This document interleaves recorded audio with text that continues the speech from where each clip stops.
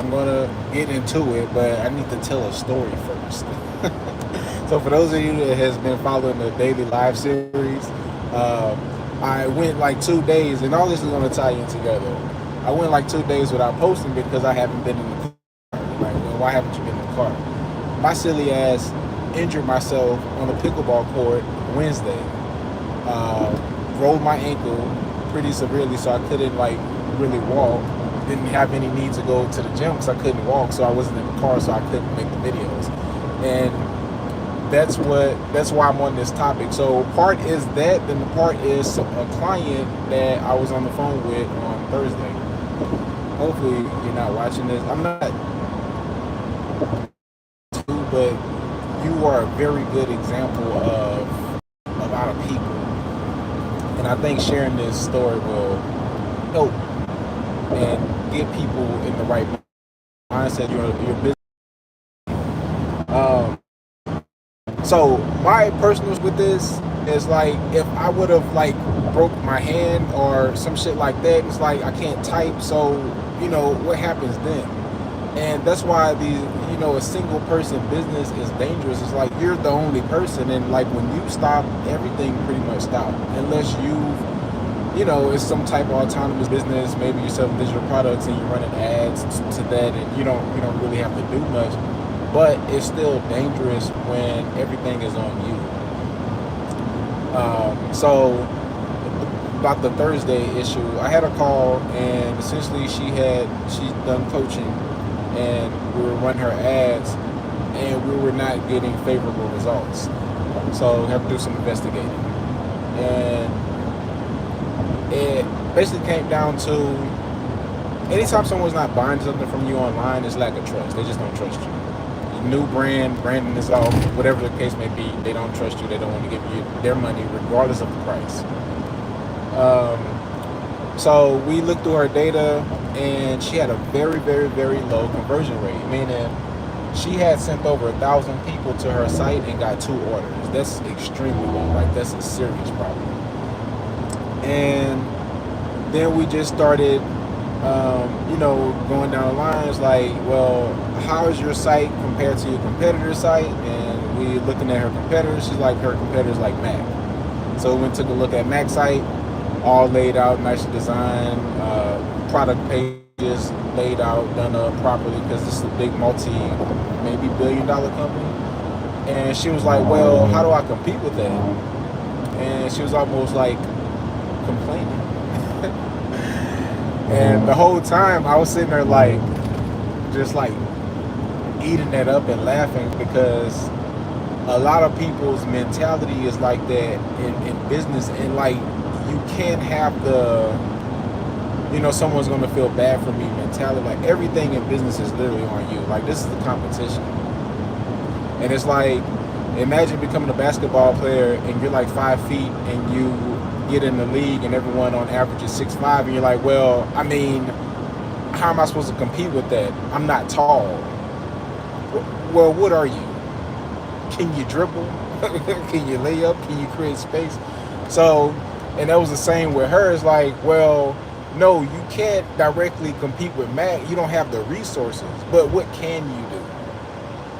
Then come to find out, she was sitting on a gift and hadn't even realized it because of, I don't say her mentality is negative, but she's thinking about what she don't have instead of what she did have, which was talent. So she sold makeup and she had a passion for teaching. And that just boggled my mind that she had not made that connection. I'm like, why are you not teaching or doing tutorials on YouTube for African American women over 50, because that's your demographic, that's who you are? Why are you not doing that? That's how you build brand and trust and authority and rapport. Like, you teach people, and you're already passionate about this, and you do your makeup for church, so stick a camera in your face and record that every Sunday for 52 or 104 Sundays. Then the money will come. But the approach that we're taking right now with the ads, that's not going to get it. It's too many makeup brands. It's like, why you? And that's another thing, is like, if you don't have something revolutionary, something that seriously solves a problem in the marketplace, like for real, regardless of what you sell, hair, makeup, shoes, electronics, whatever, if it's not revolutionary, what are you competing on? Price, you're gonna lose that game. And if that's their only like selling point, oh, I'm cheaper than them, you just quit, because that's not enough. And that was pretty much our selling point. It's like, I'm less than, Mac, or I'm less than Kali, but it's like, you don't have trust. Even if this shit was $1, they're still not going to buy it because it was never about the price. It's about value. Is me exchanging my $17 for your lip gloss valuable? Like, do I feel like I'm going to get more value for my $16 when I get your makeup? And they answer with their money. They said no. Okay, the tutorials, like, that's her secret. That's the secret sauce. That's what's going to help her break through, because the owner of MAC can't do makeup. I don't even know who owns MAC. I don't think Kylie does tutorials. Even though these aren't even her demographic, she hasn't really like laser focused on who it is that she serves, because her website does not speak to her. If when I land on her website, I'm like, this is for children. Again, no offense to anyone. Branding wise, that speaks to like the 18-23 crowd. When in reality, her branding should have been speaking to, I believe she's like 40-ish. 40-year-old African-American women that are married and go to church. Like, that's super specific. If you're not getting no sales, I'm going after like a super specific niche group. And I guarantee you, there are more than enough 40-year-old African-American married women that go to church that you can sell makeup to. We don't have to go after everybody. And the fact that you know how to do makeup and you're passionate about that, that's how you create your own lane. That's how you get in the back door with nobody watching. Because again, Mac can't do that, and Sephora, whoever all of the makeup company, they can't do that. That's why they have budgets for influencers. They need to hire somebody to create content. But again, she was in that mindset of how am I going to compete? I don't have the money, I don't have the resources. In business, all of this shit is on you. Every last piece of it. And that goes back to the title of the video about this one-man business thing. You need to seriously like sit down and figure out the most optimal way of running a single person business, where if your arms are cut off, or your simple-minded ass rolled your ankle on the pickleball court, even when you wasn't playing pickleball, your business is still going to run. You need to figure that out. If not, you need to figure out how to start hiring people and delegating shit. That way, if you do somehow get taken out, your business will still run. Like I said, if I would have rolled my hands on my arms, that's not really a thing, but y'all get my point. Like, I could have been out of commission. What if somebody punched my fucking teeth out and I couldn't talk on the phone? So yeah, that's why I'm like, these single person businesses are dangerous, but everything is on you. You can't come in business. I've dealt with a lot of different business owners. I've been doing this since like 2018. People like looking for handouts, and it's so crazy. Like, this is a competition. Like, there are no handouts. Like, I hand you a knife. Like, that's about it. Like, go kill something. But yeah, she's like, who's gonna do the web? She's like, I don't want to do editing. I don't want to do. I'm like, when I got started, and this is why I don't have any sympathy for anyone at all. Because when I started I Grow Salons, the sales call person, the ads manager, the editor, the content creator, setting up all of the profiles. Like, even my very first website that I built in 2015, this was my introduction to the online money shit. I had to build myself. What did I do? I went to YouTube. How do you build a WordPress site? And it was a 3-hour video. And I sat there and watched the entire thing. So we can't say how do I, or how, like I was telling her, she thought it was funny. I'm like, you talk like a rich person. That's rich talk. Rich people are like, well, I don't have time. If you don't have time, that's fine. You have money. But you can't do both. You're either rich in time or you're rich in money. Rich in time people are like poor in the pockets. Rich in money people are usually poor in time. Or they prioritize time. Meaning they may not build their own website because, I mean, how much does it cost to get someone to build a website? I don't know, $50 an hour. But if my time is worth $1,000 an hour, why would I do that? It makes no sense. These days, I rarely do anything because most of the tasks that I need someone to do are usually cheaper than my time. And it's like now when I seek out things that, you know, are like outside of my realm, they're usually like a pretty penny. Like thousands of dollars. Like I've literally paid $25,000 for an hour of somebody's time. But yeah.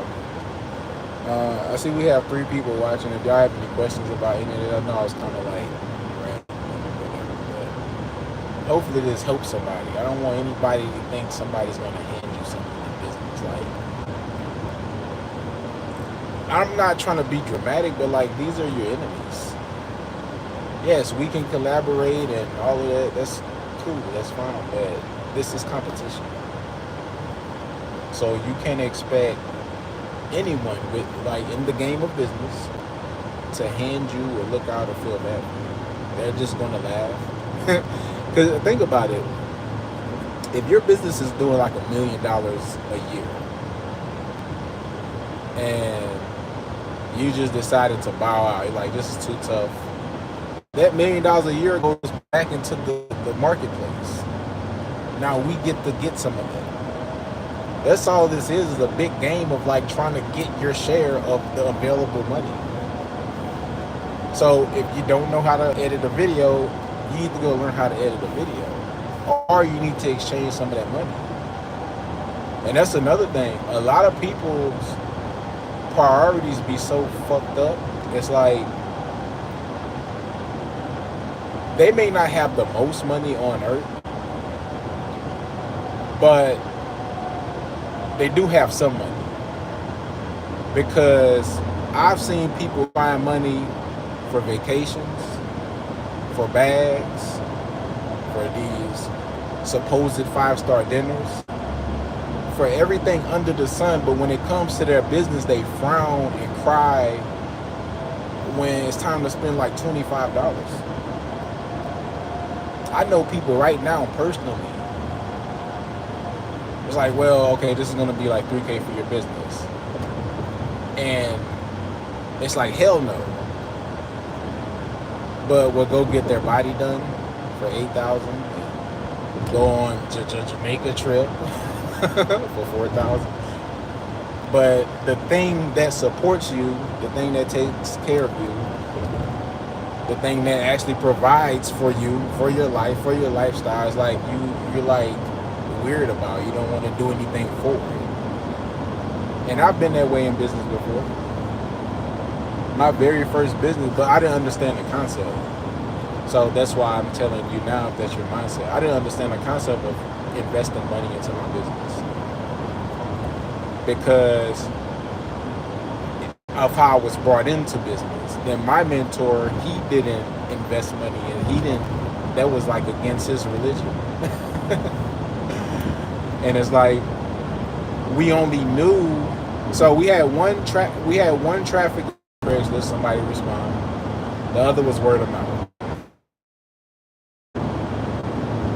Then at one point, I'm like, hey, it seems like businesses are like doing this, what we're doing, autonomously, and they're doing more volume, and it's a lot safer, and they make the rules.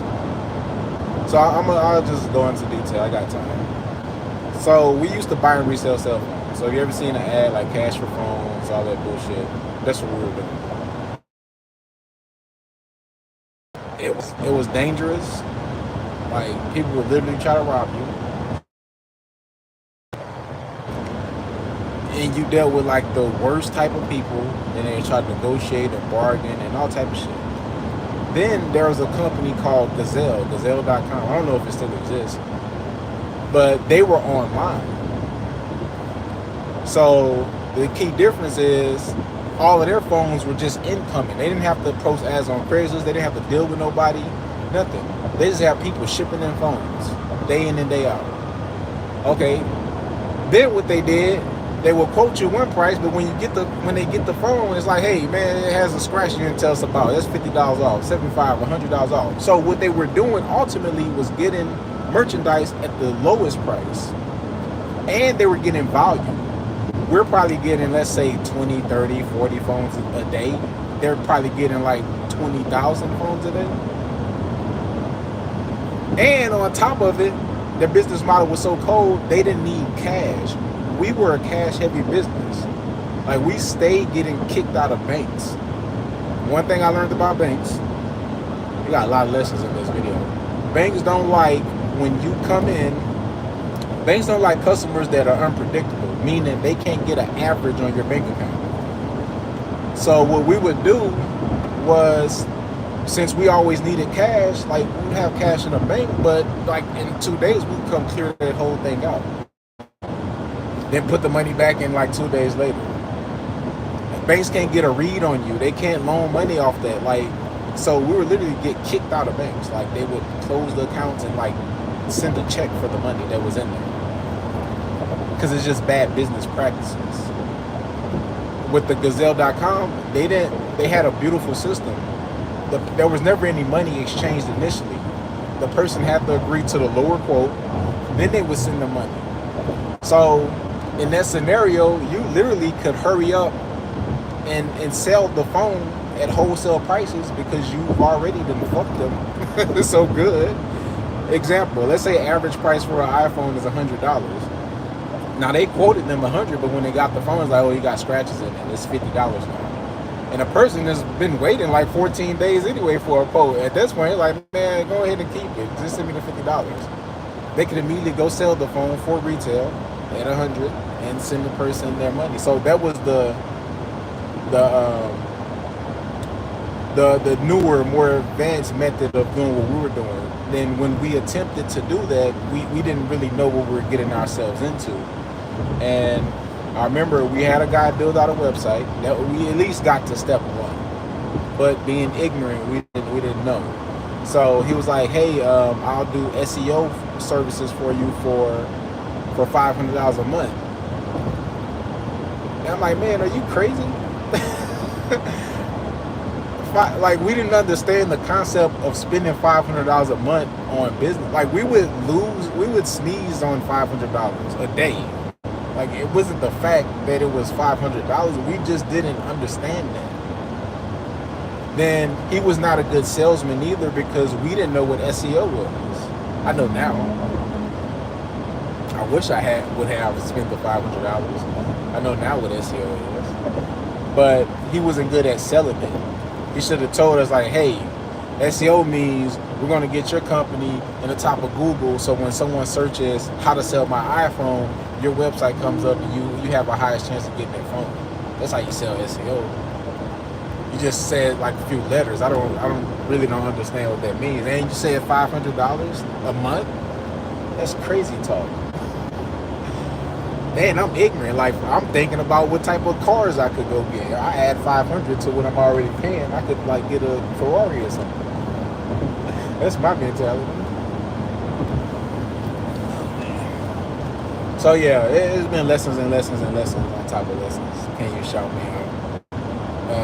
Shout out Gary the dog. I guess when I be going live, this shit don't hit my audience. It just like goes to like random people. Can y'all give me some thumbs up or something while y'all here?